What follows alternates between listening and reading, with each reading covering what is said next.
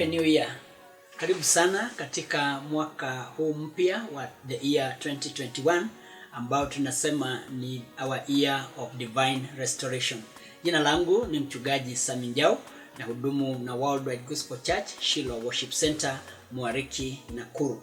Nataka kuendelea na ujumbe ambao Mungu ameweka ndani ya moyo wangu, na ujumbe huu nimeuweka katika series maana tunataka tuendelee kutazama mwaka huu ambao Bwana ametupatia na ambao tumeuita our year of restoration. Na ningetaka niweze kusoma neno la Bwana in the book of 1 Samuel chapter 30 and verse 8. Nasoma Samueli wa kwanza kuanzia mstari wake wa sura ya 30, tuanzie mstari wake wa 8, alafu baadaye tutaweza kuendelea. Bible inasema, so David inquired of the Lord saying, shall I pursue this troop? Shall I overtake them? And he answered, pursue, for you shall surely overtake them, and without fail recover all. Neno hili ambalo tumelisoma siku ya leo ni wakati ambapo Daudi, na ningetaka wakati ambapo tunapolitazama neno hili litaturudisha katika sura ya 30 kuanzia mstari wa kwanza, na lipoza tuweze kuelewa habari hii vizuri. Lakini neno la Mungu linazungumza na linasema ya kwamba kuna wakati ambapo Daudi na Sauli walipitana kimawazo. Unaelewa ya kwamba kuna wakati ambapo Daudi aliweza kuua yule Goliathi Mfilisti, na baadaye watu wakamsifu sana, watu wakamwimbia Daudi na wakasema ya kwamba Daudi ameua watu maelfu 10,000 na zaidi, lakini Sauli ameua maelfu. Na wakati huo moyo wa Sauli ukawa ni moyo mzito, na pia ni vizuri kuelewa ya kwamba kuna wakati ambapo wakati Daudi alipomiminiwa mafuta na Bwana na Samueli, mafuta ya Bwana na Samueli, utakumbuka ya kwamba kuna kitu ambacho kilifanyika. Neno la Mungu linasema wakati Daudi alipopakwa mafuta na Samueli, roho wa Bwana alikuja juu yake. Na ni kama inadhibitika, ni kama roho wa Bwana ambaye alikuja juu yake, na naye upande mwingine wa Sauli, roho wa Bwana ambaye alikuwa ndani ya Sauli akatoka. Roho wa Bwana alipotoka katika maisha ya Sauli, Sauli akabaki kama mwenda wazimu, kumaanisha ya kwamba kuna wakati angefanya vituko. Neno la Mungu linadhihirisha na linasema ya kwamba kuna wakati ambapo Sauli alichukua mkuki, na wakati alichukua mkuki alitaka kumduga Daudi. Na kama jinsi ambavyo neno la Mungu linavyosema ni ya kwamba Daudi alikuwa ameingia katika state house ya Sauli kwa sababu moja. Neno la Mungu linasema wakati ambapo Daudi aliingia katika state house hiyo ya kwa Sauli, aliingia na dipoza wakati Sauli wenda wazimu umeinuka. Maana wenda wazimu ulikuwa unainuka kwa Sauli na Sauli anafanya vituko. Lakini Daudi alipoingia kule katika state house, agachukua kinumbi chake na angeanza kumsifu Bwana, na alipokuwa anasifu Bwana, ule wenda wazimu ambao ulikuwa umeinuka ndani ya Sauli sasa ulikuwa unarudi chini. Na lakini katika harakati hizo ambapo Sauli aliweza kuchukua mkuki akitaka kumuua, akitaka kurusha ukielekea kwa Daudi, lakini Bwana akamwepusha na kifo hicho.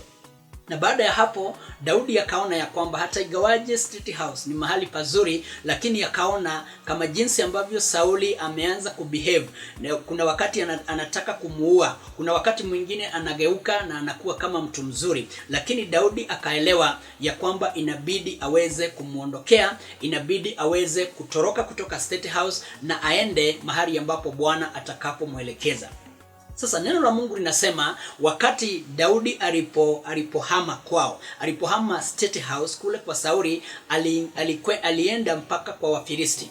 Alipofika kwa Wafilisti, neno la Mungu linasema ya kwamba kuna mfalme ambaye anaitwa Akish, na mfalme huyu ambaye anaitwa Akish aliweza kumkaribisha sana Daudi pamoja na watu 600.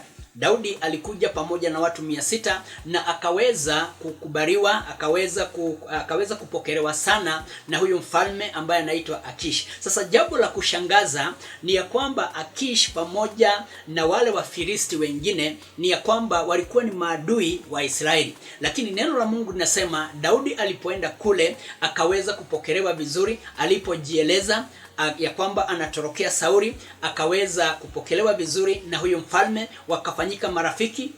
Na neno la Mungu linasema kwa muda wa mwaka 1.5 wakawa wanasaidiana. Daudi akawa anasaidia huyu Akishi kwenda kupigana vita. Lakini pia unaona kuna mchanganyiko wa mambo pale. Maana Daudi anakaa miongoni mwa adui zao. Maana Wafilisti walikuwa ni maadui wa Waisraeli. Lakini kwa sababu Daudi hana mahali pa kupumzika. Maana Daudi sasa amefukuzwa, akaenda kwa maadui zake na akakubalika kule, akawa anakaa pale pamoja na wanaume 600 ambao alikuwa amewabeba pamoja na jamii zao. Neno la Mungu linasema huyu mfalme ambaye anaitwa Akishi aka-allocate kwa Daudi, akampatia maeneo ambayo yaliitwa Zikilagi.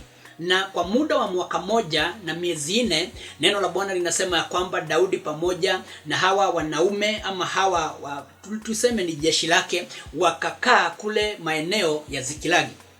Katika mwaka huo, katika kipindi hicho cha mwaka 1 na miezi 4, Daudi akawa anasaidia mfalme Akishi kwenda kupigana vita. Lakini ikafika wakati mmoja, na ilipofika ya kwamba wale mabwana ama wale wakubwa wa Wafilisti walipojua ya kwamba Daudi anakaa pamoja nao na Daudi amekuwa akiwasaidia kupigana vita, wakawa wanapatwa na wasiwasi. Biblia inasema ya kwamba wakawa wanaona hii haistahili kuenda hivyo, maana Daudi ako katika nchi ya Israeli, ama yeye ni Mwisraeli, na tena Waisraeli ndio maadui wa Wafilisti. Utakumbuka ya kwamba pia Daudi alikuwa ameua Goliathi, na Goliathi alikuwa ni mmoja wa Wafilisti. Actually alikuwa ndio kiongozi ama jemedari yule mkubwa wa Wafilisti. Kwa hivyo neno la Mungu linadhibitika ya kwamba wakawa hawafurahi. Wale mabwana wa Wafilisti wakawa hawapendi kabisa ya kwamba Daudi anaenda kuwasaidia katika vita. Hata ingawaje Daudi alikuwa amepata kibali kikubwa sana cha huyu mfalme ambaye anaitwa Akishi. Alimsaidia katika mambo mengi, walipendana, walikaa pamoja, na hii ni kumaanisha ya kwamba unaweza pia, Mungu anaweza kukupatia kibali kukaa miongoni mwa adui zako. Maana Daudi mahali ambapo alikuwa anakaa miongoni mwa adui zao, lakini Mungu akawa amempatia kibali kikubwa sana, na Daudi akapendeka na mfalme, na mpaka wakapatiwa maeneo ambayo yanaitwa Zikilagi. Biblia inasema ya kwamba alikaa kule Zikilagi, akafanya kazi zake kule Zikilagi pamoja na watu 600 ambao alikuja nao na pamoja na jamii zao. Lakini neno la Mungu linasema ya kwamba wakati ambapo hawa Wafilisti, viongozi wa Wafilisti, walipogundua ya kwamba Akishi amechukua Daudi na sasa ni kama wamekuwa marafiki, lakini wakawa wanakumbuka kuna mahali ambapo Daudi aliweza kuua Goliathi, na watu wakamwimbia sana Daudi. Na neno la Mungu linasema wakaanza kuulizana, si huyu Daudi ni yule ambaye aliua Goliathi, na Goliathi alikuwa ni wetu, na si huyu Daudi ni yule ambaye Sauli watu waliweza kumwimbia, wakasema kwamba ameua maelfu ya watu.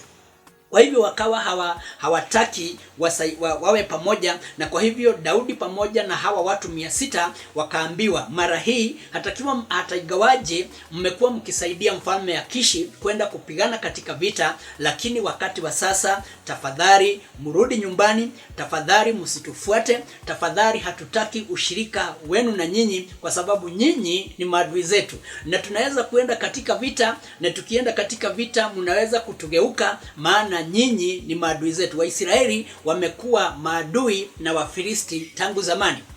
Na neno la Mungu linasema hata ingawaje Daudi pamoja na hawa wanaume 600 walikuwa wamejiandaa kwenda kupigana vita, kwenda kusaidia maadui zao kupiga vita. Yaani kwa maneno mengine, Daudi alikuwa tayari ameugana na maadui zake dipoza waende wakapigane na maadui wa Wafilisti. Lakini neno la Mungu linasema wakati ambapo Daudi alipoambiwa arudi nyumbani pamoja na hawa wanaume 600, safari hiyo wakarudi, na ilikuwa ni safari ya siku 3.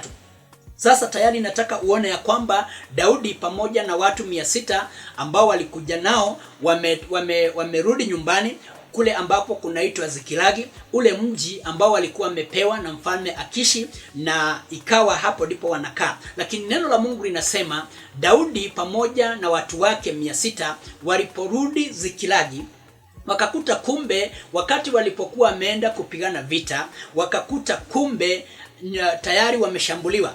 Neno la Mungu linasema ya kwamba Daudi pamoja na hawa wanaume 600 waliposafiri safari ya siku 3, Bible inasema walipofika Zikilagi wakakuta ya kwamba nyumba zao zimeshambuliwa na watu ambao wanaitwa Wamaleki. Na utakumbuka ya kwamba wanaume ndio walikuwa naenda kufanya vita. Kwa hivyo wanaume 600 walipoenda kufanya vita, nataka uone ya kwamba kuna jamii zao, kuna familia. Wanaume walikuwa na wake zao na pia walikuwa na watoto. Kwa hivyo wanaume hawa 600 walipoenda kupigana vita, waliacha wake zao na wakaacha watoto wao. Na neno la Mungu linasema hawa maadui wa Israeli, kwa sababu Waisraeli walikuwa na maadui wengi sana.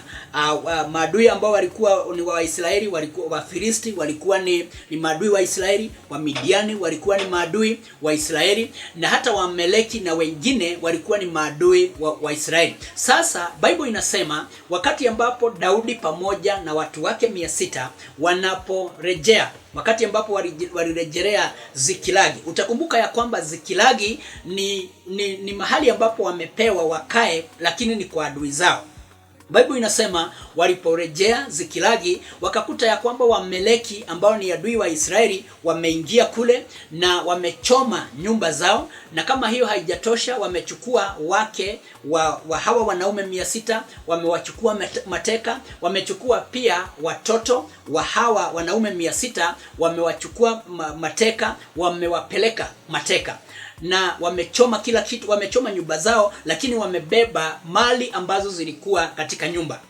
Kwa hivyo ilifanyika hivi ya kwamba walipoingia wakakuta Wamaleki, walipoingia Zikilagi wakakuta ni wanawake watupu na watoto ambao wako pale.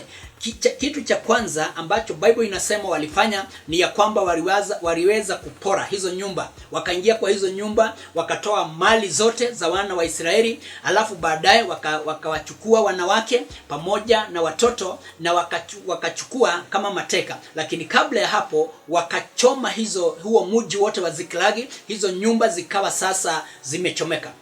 Sasa wakati Daudi anaporejea akiwa na wanaume 600, baada ya Wafilisti kumwambia ya kwamba wewe hautajiunga pamoja nasi katika vita, wakati ambapo Daudi anarejea na wale wanaume 600, Bible inasema ya kwamba wakakuta nyumba zao zimechomwa.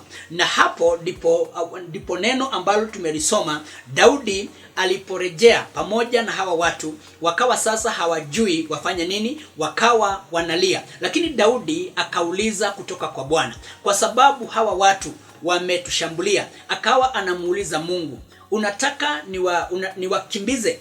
Na je, nikiwakimbiza utanisaidia kuweza kurejesha yale mali ambazo zimechukuliwa?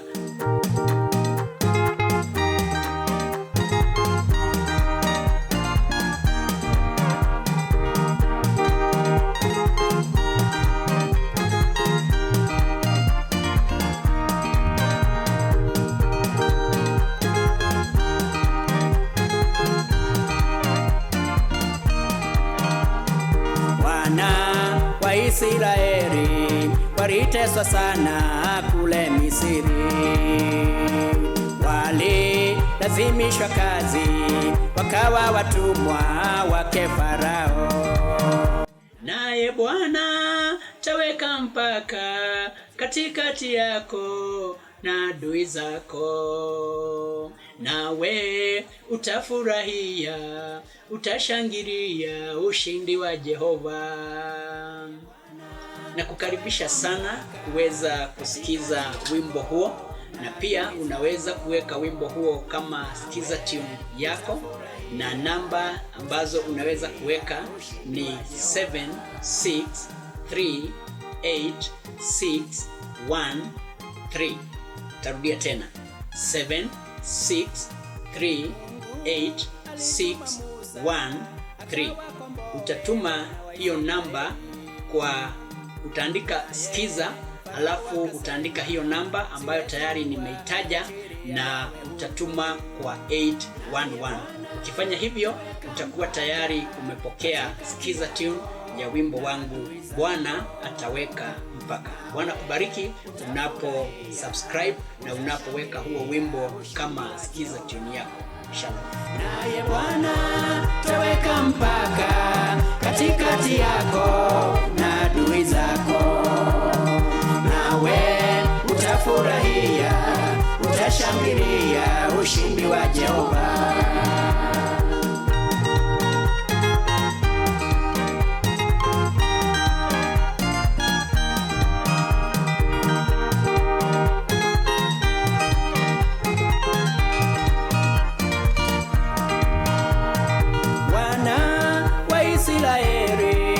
Walipofika bahari ya Shamu, mbele yao bahari ya Shamu na nyuma yao jeshi la Farao. Naye Bwana ataweka mpaka katikati yako na adui zako, nawe utafurahia, utashangilia ushindi wa Jehova. Naye Bwana ataweka mpaka katikati yako na adui zako, nawe utafurahia, utashangilia ushindi wa Jehova.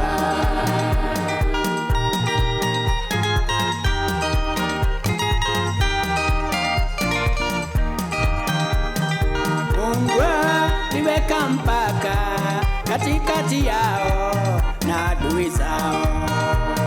Upande wa Israeli ukawa mwangaza, wa Misri giza. Leo Bwana ataweka mpaka katikati yako na magonjwa yote. Leo Bwana ataweka mpaka katikati yako na mateso yote. Leo Bwana ataweka mpaka katikati yako na aibu zote. Leo Bwana ataweka mpaka katikati yako na kilio chote. Leo Bwana ataweka mpaka katikati yako na magonjwa yote. Leo Bwana ataweka mpaka katikati yako na mateso yote. Leo Bwana ataweka mpaka katikati yako na aibu zote. Leo Bwana ataweka mpaka katikati yako na kilio chote. Bwana ndilo jina lake, yeye ndiye mfalme wa wafalme. Matendo yake ya ajabu na fadhili zake ni za milele. Bwana ndilo jina lake, yeye ndiye mfalme wa wafalme. Matendo yake ya ajabu na fadhili zake ni za milele. Bwana ndilo jina lake, yeye ndiye mfalme wa wafalme. Matendo yake ya ajabu na fadhili zake ni za milele. Matendo yake ya ajabu na fadhili zake ni za milele. Matendo yake ya ajabu na fadhili zake ni za milele. Matendo waliporejea na wakakuta ya kwamba nyumba zao zimechomwa, wakakuta ya kwamba wake wao wamechukuliwa, baada ya wanaume kulia, Bible inasema ya kwamba sasa walifikiria vingine. Wakawaza na wakaanza kuona ni Daudi aliwaongoza waende katika vita na nyumba zao zije zichomwe. Na Bible inasema ya kwamba wakachukua mawe. Can you imagine wanaume 600, kila mmoja ako na jiwe, na sasa wamerudisha lawama kwa Daudi. Na wanamwambia Daudi, ni wewe ulituongoza, ni wewe ulituambia tuende tutoke Zikilagi. Na sasa walikuwa tayari kumuua. Bible inasema wakati ambapo Daudi aliangalia hakuwa na mtu wa kumfariji, maana wale ambao wangemfariji, maana hata naye pia alikuwa na wake wawili, na pia hawa wake wamechukuliwa mateka. Kwa hivyo Daudi hana mtu wa kumfariji, na zaidi ya hapo hawa wanaume 600 ambao wamekuwa pamoja naye katika vita ndio wamemgeuka, na kila mmoja ako na mawe anataka kumpiga na mawe. Na Bible inasema and David encouraged himself in the Lord. Kuna wakati ambapo unaweza kukosa mtu wa kukufariji, lakini wakati umekosa mtu wa kukufariji, basi unaweza kufanya kama Daudi. Unaweza ukajifariji wewe mwenyewe, unaweza ukajitia nguvu wewe mwenyewe. Daudi hakuwa na mtu wa kumtia nguvu, lakini Daudi akajitia nguvu katika Bwana. Baada ya Daudi kujitia nguvu katika Bwana, neno la Mungu linasema ya kwamba akaitisha yule nabii, yule kuhani, akamuitisha kuna ile naivera ambao walikuwa wanavaa wakati ambapo walipokuwa wanataka kusikia kutoka kwa Mungu. Na Bible inasema ya kwamba Daudi akaweza kumuuliza Mungu. Daudi alikuwa na maswali kadhaa. Swali la kwanza, kwa sababu mali zetu zimechukuliwa, je, nifuate hawa adui ambao wamechukua mali zetu? Na je, nikiwafuata nitawashika? Na nikiwashika nitaweza kurejesha zile vitu ambazo wamezichukua? Sasa Daudi alikuwa anauliza maswali haya kwa Mungu. Na wakati aliuliza maswali hayo kwa Mungu, Mungu akamjibu na akamwambia kwamba wewe fuata adui zako, maana utawashika, utawapita, na baada ya kuwapita utarejesha kila kitu ambacho wamekichukua. Na kwa hivyo Daudi akachukua safari pamoja na hawa wanaume wote 600, wakajitia nguvu tena katika Bwana, wakafuata adui zao. Bible inasema ya kwamba walipokuwa jiani wakakuta kijana mmoja ambaye alikuwa ni katika upande wa adui wa Wameleki, na aliachwa pale wakati ambapo alipokuwa ni mgonjwa. Wakati ambapo hili kundi ambalo lilishambulia Zikilagi walipomkuta huyu kijana na walipomuona huyu kijana ya kwamba amegonjeka, wakamuacha na wakaenda zao. Na Bible inasema wakati sasa Daudi anakimbiza wale adui zake, akakuta huyu kijana ambaye aliachwa na adui zake. Bible inasema wakampatia chakula. Walipompatia chakula, baadaye wakaweza kumhoji. Na huyu kijana akawaambia, ni sisi tulikuja kwenu, ni sisi tuliwashambulia, ni sisi tulichoma nyumba zenu, ni sisi tulichukua wake wenu mateka na watoto wenu. Lakini kama hamutaniua, nitawapeleka mpaka mahali ambapo hawa ambao Wameleki wako, mahali ambapo wanakaa, kwa sababu tayari wamewashambulia. Na hivyo ndivyo ilifanyika. Bible inasema ya kwamba huyu kijana baada ya kupewa chakula akapeleka Daudi pamoja na wanajeshi, na wakaenda wakakuta sasa imefika ni wakati wa kufurahi na kucelebrate. Wameleki wana celebrate, Wameleki wanafurahi, maana sasa wamechukua wanawake wa Israeli, wamechukua mali zao, na ikawa sasa ni wakati wa celebration. Na neno la Mungu linasema Daudi alipofika pale akaweza kuwapiga, akaweza kuwanyaganya zile mali zote ambazo walikuwa wamezichukua. Ninataka niseme nini? Ninataka niseme ya kwamba katika mwaka huu ni mwaka ambao Bwana anaturejesha katika hali ambazo tulikuwa nazo. Na nataka niseme hivi ya kwamba wacha tumwamini Bwana kama vile Mungu alimnenea Daudi na akamwambia kwamba wewe fuatana nao, wewe fuata adui zako. Nataka nikujulishe siku ya leo ya kwamba hata na wewe katika mwaka huu usiwe na uoga, fuata adui zako, maana neema ya Bwana iko pamoja nawe. Kwa maneno mengine nataka niseme hivi, kuna mambo ambayo yanarejeshwa kwetu, mambo ya ushirika wetu na Mungu. Unajua wakati magonjwa ya COVID-19 yalipokuja, ilikuwa ni mpango wa adui ya kwamba watu waachane na mambo ya Mungu, watu waachane na ushirika, watu walegee. Na ukiangalia utakuta ya kwamba haya magonjwa pia yamelenga kanisa katika njia moja ama nyingine. Maana yale mambo ambayo ni msingi wa kanisa la Bwana na la waumini, mambo kama ya meza ya Bwana, mambo kama ya ubatizo, mambo kama ya kuwekelea wagonjwa mikono. Unaona mambo haya yote ndio msingi na ndio yanaendelea, ndio ibada ambazo zinaendelea katika nyumba ya Bwana. Lakini utakuta ya kwamba magonjwa haya ni kama yanasema ya kwamba wachungaji hawawezi kubatiza, wachungaji hawezi kupatiana meza ya Bwana, wachungaji hawezi kupokea watoto na mambo mengine kama hayo. Na ninataka niseme ya kwamba katika mwaka huu ni ya kwamba Bwana anaturejesha, ama Bwana anaturejeshea mali, anaturejeshea uwepo, anaturejeshea the spiritual authority ambayo tayari imechukuliwa na adui. Katika mwaka huu kile ambacho kilichukuliwa na adui, najua kuna watu walikuwa na biashara lakini biashara hizo zimeanguka. Kuna watu walikuwa wameajiriwa kazi lakini wamefutwa kazi kwa sababu ya mambo ya haya ya magonjwa. Ninataka nikutangazie ya kwamba katika mwaka huu Bwana anakurejesha, Bwana anakupatia kazi mpya, Bwana anakupatia biashara mpya. Katika mwaka huu kuna mahusiano ya watu ambayo yamevunjika, familia nyingi zimevunjika, lakini katika mwaka huu nimekuja nikujulisha hivi ya kwamba kwa sababu ni mwaka wa urejesho, wewe tarajia kutoka kwa Bwana ya kwamba atakurejesha. Daudi akaambiwa na Mungu, wewe kimbiza adui zako, na ukiwakimbiza adui zako utawashika, utawapita na utarejesha yote ambayo yalikuwa yamechukuliwa na adui zako. Na hivi ndivyo ninakujulisha siku ya leo.